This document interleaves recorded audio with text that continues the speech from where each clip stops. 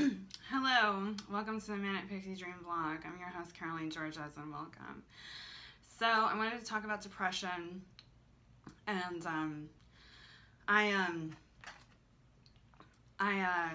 just kind of came out of a slump today.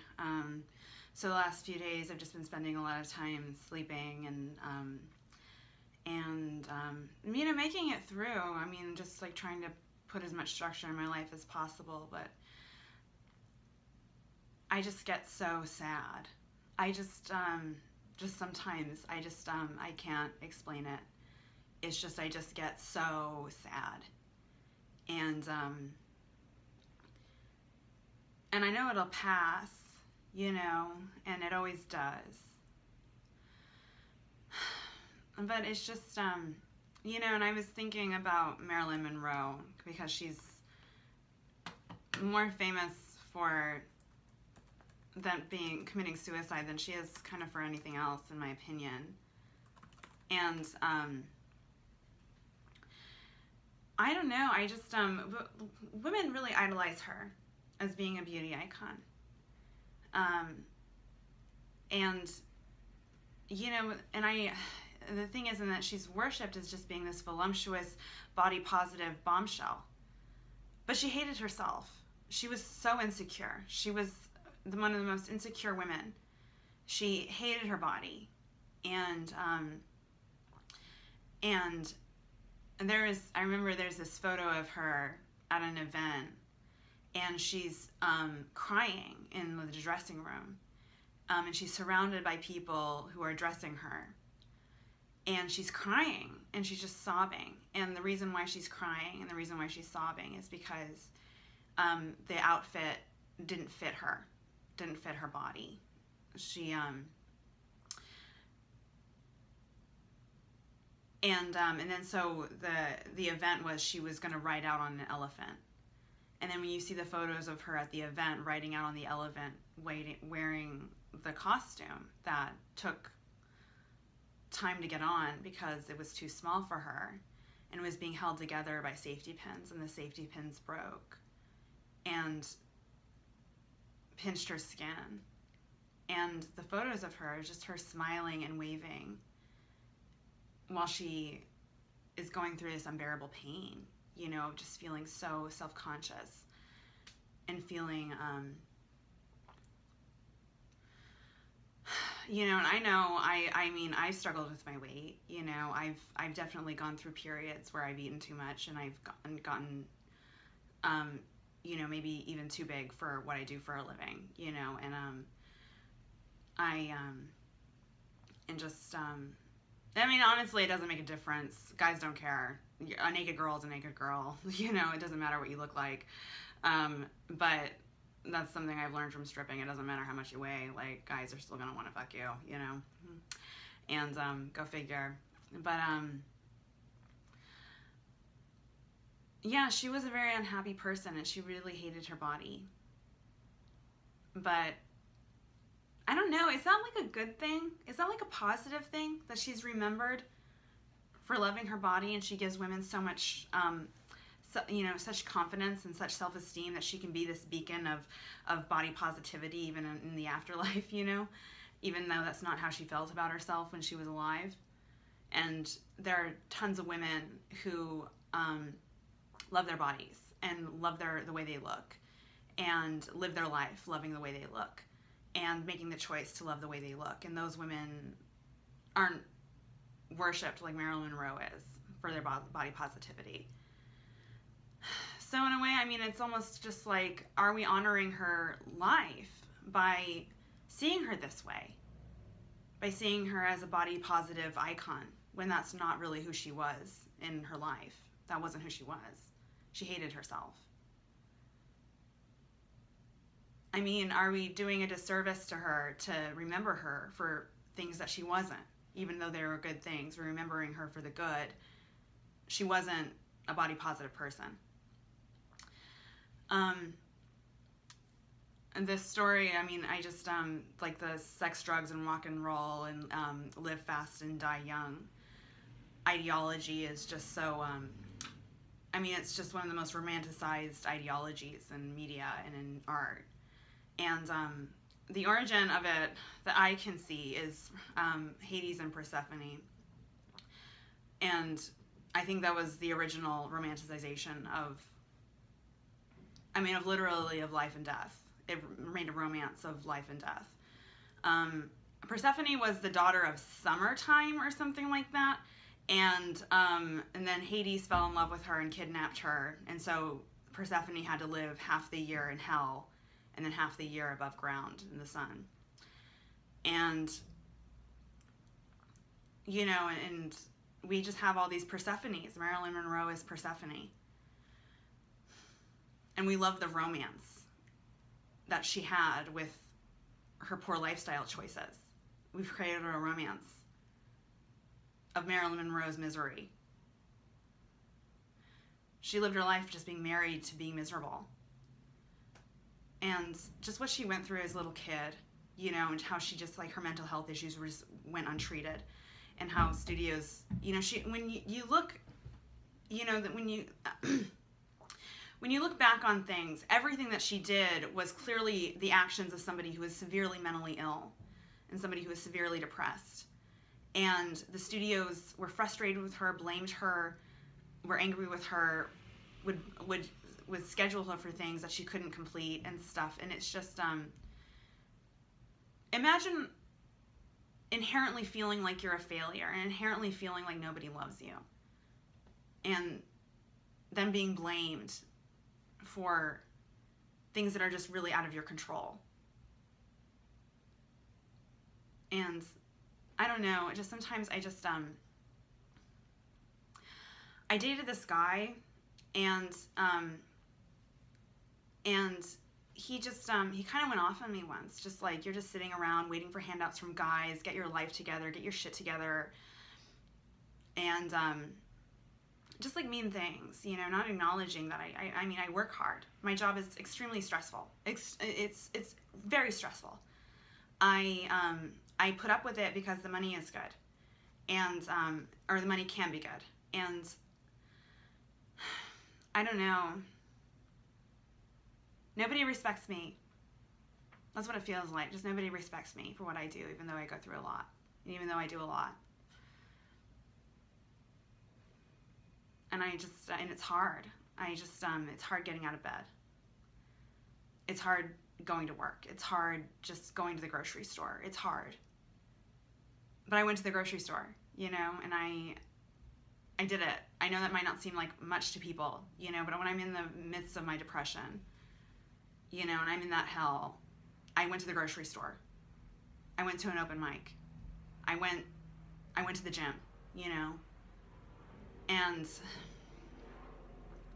it feels like I should get a fucking medal for it, you know, that's what it feels like. And yeah, you know, people don't know this about Marilyn Monroe, but one of the last people she called to say goodbye to the night she died, and she died pretty early, actually. She died like 7:30 at night with like 4 people in the house. And her body wasn't discovered until 3:30 in the morning, which, you know, the average time of suicide is 4:48 in the morning. That's the average time people commit suicide. People usually do it early in the morning or late at night. So she actually committed suicide pretty early. She was she was ready to go. She wasn't waiting. And she made some phone calls, and one of the people she called was her stepson when she was married to Joe DiMaggio. He had a son, and he was her stepson. And she stayed close with him, and she had kept a relationship with her stepson all those years. And she called her stepson, and she told her stepson to break up with his girlfriend because she didn't like his girlfriend. And then told him that she loved him and said goodbye. I mean, it's sort of precious. Marilyn Monroe's dying wish for her stepson was that he would break up with the girl that Marilyn Monroe didn't like. And I just, oh, that's so funny.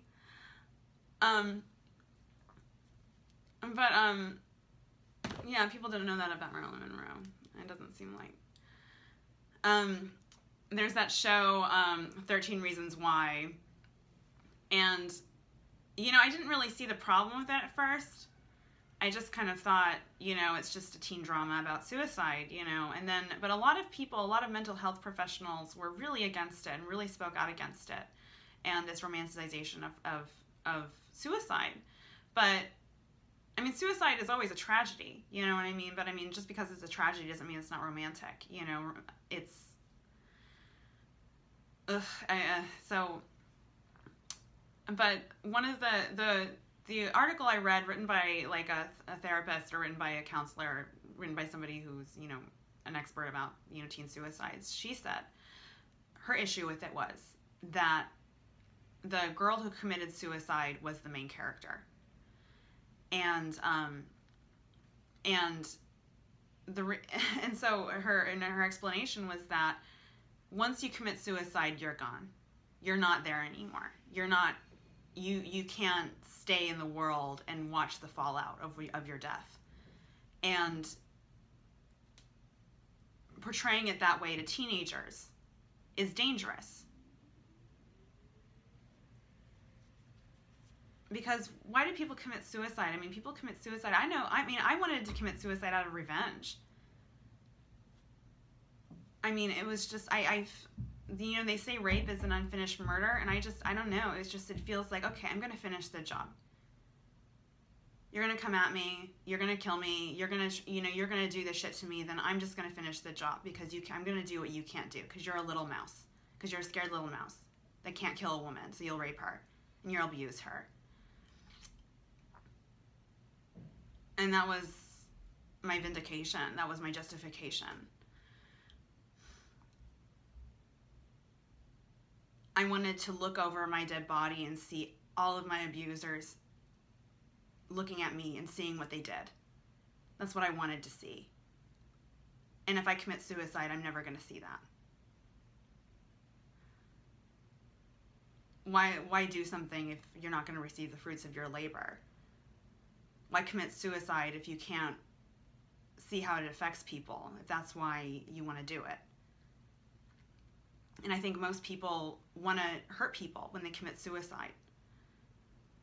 Or they don't care that they hurt people. You know, the thing is that, like, when a suicide note is written and they're long, it's always suspicious. It makes police suspicious when somebody leaves a suicide note that's long. That's more than a few sentences. Because when people commit suicide, they can't think about the people that love them. When people commit suicide, they leave a little note that says one or two things, and then that's it, and that they go. Because if you start writing a suicide note, and you start thinking about the people that love you, and you start thinking about the people that sacrificed for you, and you start thinking about the people that care about you, you're not going to do it. You're going to stay alive for them. So people usually rarely leave suicide notes. And people usually, when they do leave suicide notes, they're usually very short. Marilyn Monroe didn't leave a suicide note, you know? She didn't say goodbye to anybody except her stepson and except Peter Lawford. You know, that was another unusual one. She called Peter Lawford to say goodbye, and Peter Lawford was the man who introduced her to the Kennedys. He was her social connection to the Kennedys, who were always, you know, blamed for her death for some reason, even though there was no evidence of it. But, you know, people can't handle suicide. People would rather her be murdered. People would rather murder, literal murder. People would rather, you know, callous individuals sneaking into her home and poisoning her than her actually doing it herself.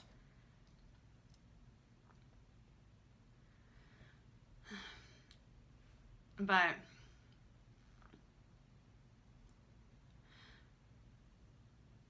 we just love the idea of just her being in Hades, you know. And then she comes out in the sun when we put on her movies and we, you know, see her posters and stuff. And, you know, oh, well, it's okay that I'm a little curvaceous because Marilyn Monroe is curvaceous and she was the most beautiful woman in the world. And she killed herself. Anyways, I I was in a really bad place, and I couldn't sleep, and I hadn't slept in like 3 days. It was so long that I had been able to fully sleep. And so I decided I was going to go see a movie. I was going to go see a matinee, and I was going to drink at the matinee and then go home and fall asleep. And I went to go see the Avengers movie. Not the last one, but the one before last one. I forget what it was called. But it was weird. I had this like crazy life-altering experience seeing this action movie that I can't remember the name of. And it was the part where the characters die, where half the characters get killed off and they start disintegrating and turning into sand. And it was crazy. That was just the perfect picture of what depression feels like. You're just locked in this. It's just, you know, all like the grains of sand just start running off your body and you're just disintegrating into the ground.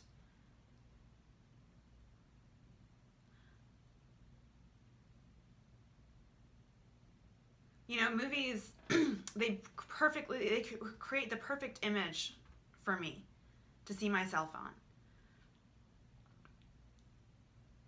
I've learned so, I see myself in films so much. And, you know, Blade Runner 2049, I'll never forget just seeing, there's this shot where the main character projects the fantasy of this AI, and you'd have to see the movie to understand what I was explaining, but, and you should see it. If you watch my vlogs, then you need to see Blade Runner 2049, because just, yeah, it's required watching.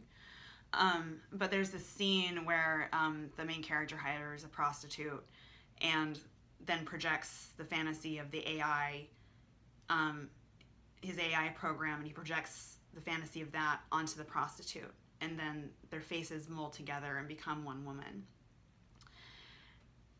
And I was just like, holy shit, that's me. I'm a projection of myself.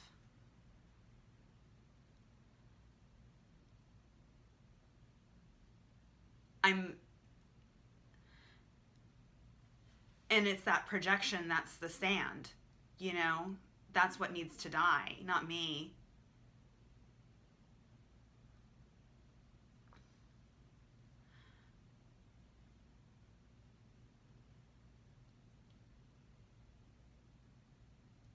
I don't know, it's like, it's weird. Like, I just remember there was this, one of the most morbid things I've ever read was, remember that woman who, there was a big controversy. This woman was gonna do an assisted suicide when she found out she had a brain tumor.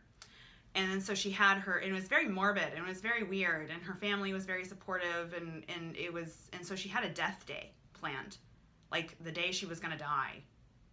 And then that day came, the day she was gonna, you know, take a pill or, you know, commit suicide, and she decided to wait. She wasn't gonna do it then. And that was probably the most morbid thing I've ever seen.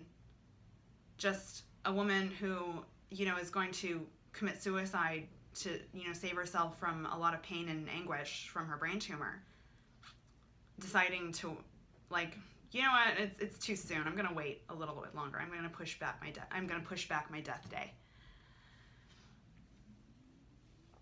I don't know why I thought of that, but I just thought that was weird. And anyways, well, that is my assessment of death. Anyways, but Edgar Allan Poe has this great quote that I love, that he says, the most poetic thing is the death of a beautiful woman. And unfortunately, that's very true. The most poetic, there's nothing more poetic in the world than the death of a beautiful woman.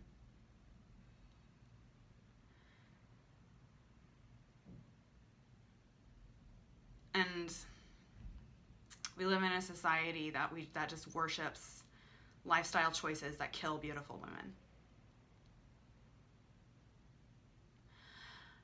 Anyways, that's my vlog for today. Have a lovely day.